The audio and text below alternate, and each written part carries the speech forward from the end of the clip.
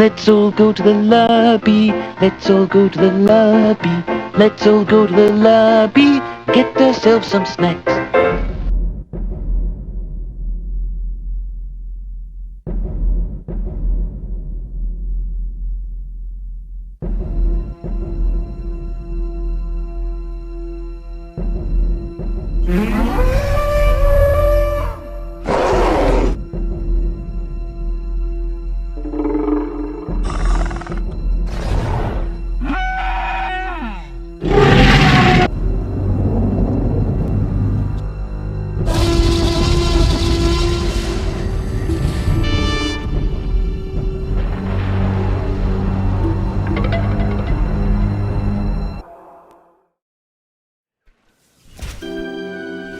It's a big day at Oak Tree Island.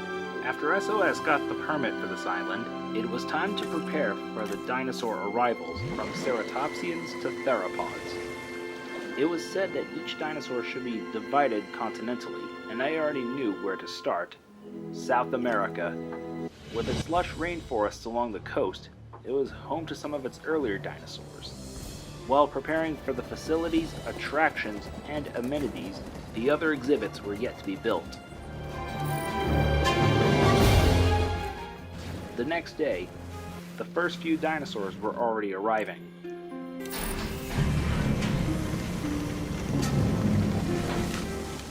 The first dinosaurs to arrive were the pack of Rherosaurus.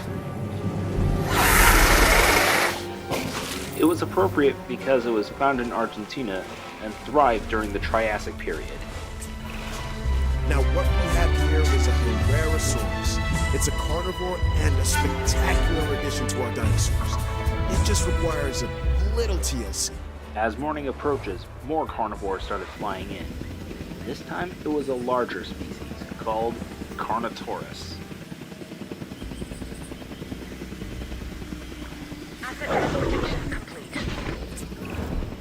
Owen may come off as a bit of a free spirit, because, truth be told, he is. But he'll also tell you the truth, even if you don't want to hear it. My advice? Listen when he speaks. Owen has the experience, and he spent more time face to snout with the dinosaurs than just about anyone else. And he lived to tell the tale, and brag about it. Nice, Carnotaurus. You could recognize this predator immediately by the horns on its head, which give it a real rock and roll appearance. Those powerful legs can get this dinosaur moving as well, so probably best to stay out of its way. This dinosaur is so metal. These dinosaurs are members of the Abelisaur family. Relatives of them can only be found on southern continents, and nowhere in the northern hemisphere except in southern Europe. While the carnivores settle in, herbivores finally started to appear. Our first one is called a Margosaurus. Delivery complete. Well, what have we here? It's an Amargasaurus, according to the paperwork I have in front of me. Another interesting factoid. Its long neck meant it probably liked to feed on the taller branches of trees and such. At least that's what it says. Guess we'll find out, huh? These sauropods stand out from the rest of the crowd because of the large spines on its neck. Oak Tree Island is starting to come to life, and the exhibits for South America are complete. But this was only the beginning. My friend Garrett has heard about the island, and the dinosaurs that were flown in. Inspired by his question that birds have some connection with dinosaurs, it was time for me to work on one of Asia's enclosures, and this is where a flock of oviraptors were being transported. If you ask me, I think this animal gets a bad rap. Back when fossils were all scientists had to go on, this Mongolian dune dweller was branded an egg thief. But you know what? It was really just looking out for its own. So as far as I'm concerned, the oviraptor is all right in my books. Instead of teeth, these theropods have wicked beaks and equally formidable claws. As it turns out, Oviraptor was an omnivore. Later that night, dinosaurs for the Australia exhibit came in. That's where a herd of Mutaborosaurus started coming in. Asset Transportation complete. If it is possible for a dinosaur to be both elegant and awkward at the same time, then the Muttaburrasaurus takes the prize. This is a large herbivore that should make for an excellent addition to our collection. While the rest of the Muttaburrasaurus herd started settling in, an armored herbivore called Minmi started coming into the Australia exhibit. Asset has been transported. Dr. Kajal Dua is a fellow scientist who is helping expand our work. Based on my research, of course. Minmi is a relatively small, armored herbivore from Cretaceous Australia. What sets this species apart from other members of its family are the horizontally orientated plates that run along the sides of its backbone. Hence the binomial name, Minmi paravertebra. Even without a tail club, it is a member of the Ankylosaur family.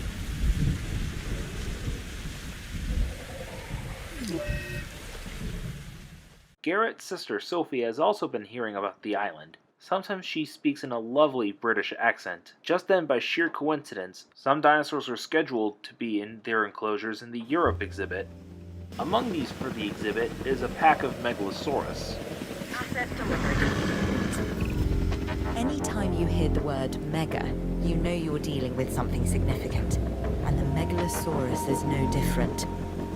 This meat-eating theropod dominates any environment it finds itself in. While that's an admirable survival trait, it's also one that we cannot accept here at the park. I want to make that clear. And believe it or not only it was the first theropod to be found in Europe, but also the very first dinosaur ever discovered in the world. Benjamin Waterhouse Hawkins first thought it was a low-squat version of a Komodo dragon, but it was a bipedal carnivore. While the rest of the Megalosaurs are being flown in, it was time for me to work on Antarctica's exhibit. It seems fitting because the latest arrivals are Cryolophosaurus. While the parks have become famous for dinosaurs, it's not quite the way we'd want. Hopefully, working together, we can change that. Sorry, I meant to introduce myself. George Lambert, security specialist. Our challenges are many, so let's not waste any time. This is a Cryolophosaurus, one of the more colorful members of the collection. It's a carnivore, so take the necessary precautions and don't let its looks deceive you. Not many dinosaurs were classified in Antarctica, but Cryolophosaurus is easily one of the most prominent due to its distinctive head crest.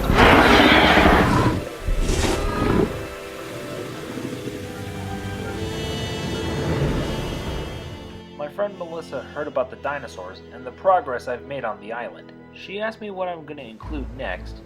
For one of the enclosures in the Asia exhibit, it was time for me to include one of today's dinosaur film box office stars, Velociraptor. Everyone knows I have a soft spot for this dinosaur, the Velociraptor, and they get a bad rap as far as I'm concerned. But if you imprint early enough, you can make real connections with them. Other than Claire, raptors are the most intelligent partners I've ever had. And like her, they can kill me in the blink of an eye. That's a joke. Even though Blue hangs out with Owen Grady a lot, these Velociraptors stick with their own pack or gang. But this has no ties to the Mafia to anyone's knowledge. While the rest of the pack are settling in, it was time for me to work on Africa's exhibit. Among the dinosaurs that are assigned to this exhibit is an herbivore called Kentrosaurus. The Kentrosaurus is another of those spiky-backed dinosaurs. A dinosaur that relied on intimidation to keep the predators at bay. And failing that, a difficult meal to catch and chew. Think of it as a prehistoric porcupine.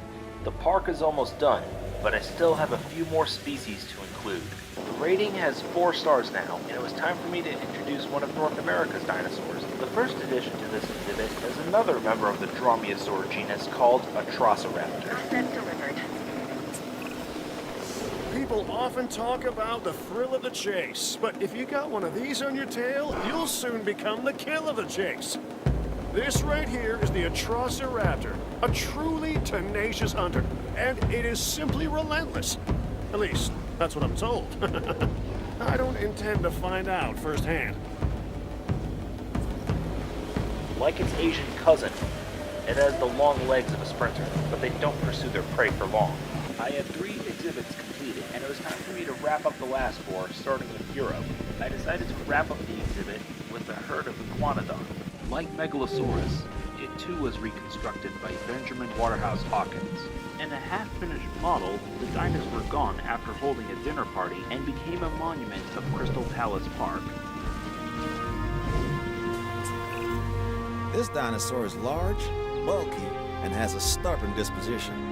It's called the iguanodon. It's an herbivore with attitude. I'd suggest giving it a wide berth. When Mantell thought the sharp edge was a nose horn, it turned out to be a thumb spike on its multi-purposed hand, populating almost every continent. Perhaps it was one of the most thoroughly studied dinosaurs. Another one of Melissa's friends, Summer, has also been hearing about the island. She asked me what dinosaur I'm going to house next. This is where me wrapping up Africa comes in. This time it was go big or go home.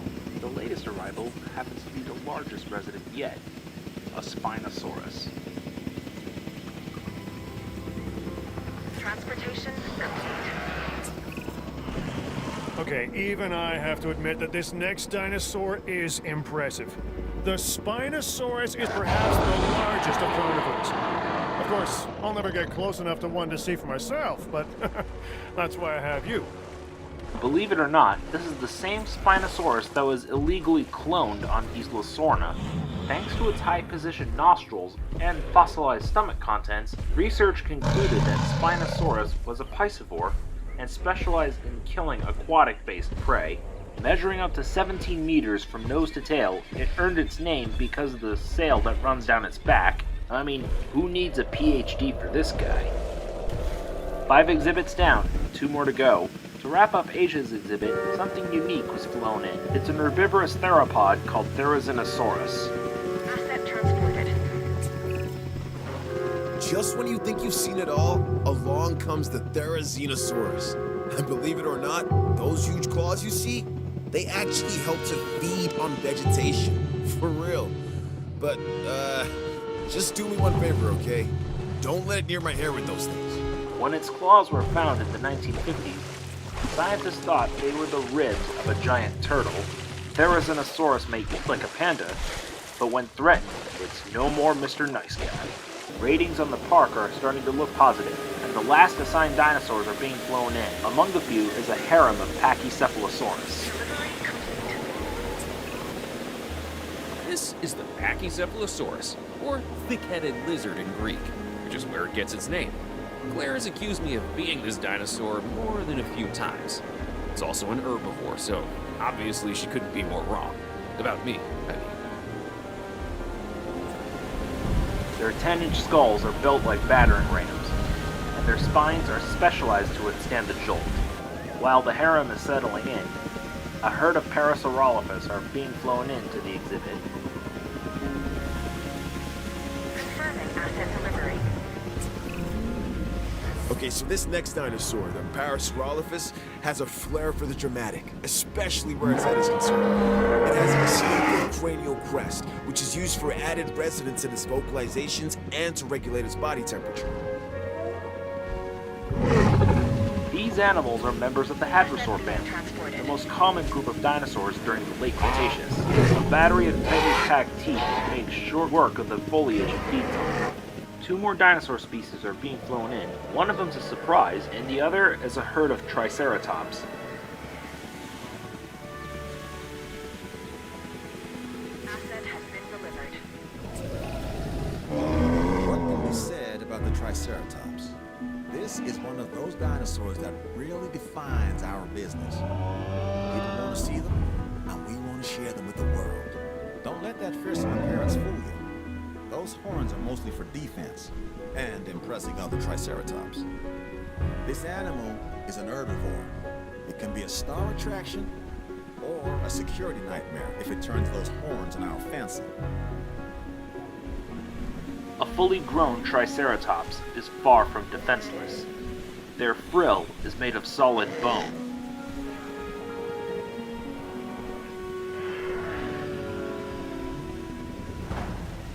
Asset transported. While park guests check out the exhibits of Oak Tree Island, they were skeptical on what will be in reserve for this enclosure. Oak Tree Island has came a long way. Where once was uninhabited acres of land, it was not only home to the dinosaurs, it's also a summer home for SOS. And yes, future residents of Oak Tree Farm in Conway get 5-star treatment. Even some of the condos became an Airbnb. Park guests were able to learn about dinosaurs from all over the world. Nobody has ever gained this experience for 160 million years. The menagerie of dinosaurs for Oak Tree Island is nearly complete. That is, until North America's exhibit has finally been wrapped up. I couldn't keep my friends in suspense forever, so it was time for me to get the word out. The mystery enclosure was held in reserve for one of North America's iconic carnivores, the scourge that ruled the American West, Tyrannosaurus Rex. No dinosaur park was ever complete without a T-Rex. Asset transportation complete. There isn't a more iconic dinosaur than the T-Rex. Even people who don't know the difference between herbivores and the Tyrannosaurus Rex. And when you see her up close, feel her gaze, you understand why the T-Rex was the ruler of the Cretaceous period. There have been several controversies of it being a scavenger, but after examining bones with healed bite marks and some with signs of bone growth, it was confirmed it was primarily a predator. With several dinosaur species discovered all over the world, Oak Tree Island is their own Pangea. How many times do we have to see the evidence? How many times must the point be made? Mankind is facing its own extinction. Slowly but surely, my work for Oak Tree Island has come full circle. And why dinosaurs must walk among us? Because not only we lack dominion over nature, we're subordinate to it. Like it or not, we'll have to adjust to this new normal. Humans and dinosaurs are forced to coexist with each other. These creatures were here before us, and if you're not careful, they will come after you. It looks like SOS has entered a new era. Welcome to Cretaceous World.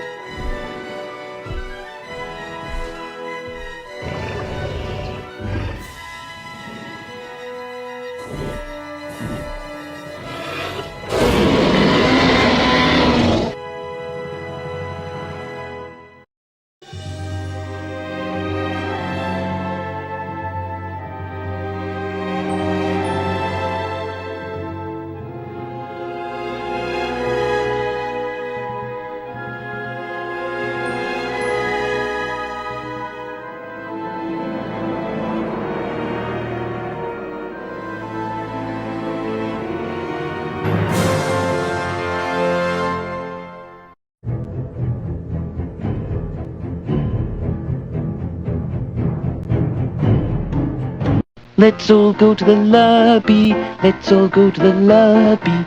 Let's all go to the lobby. Get ourselves some snacks.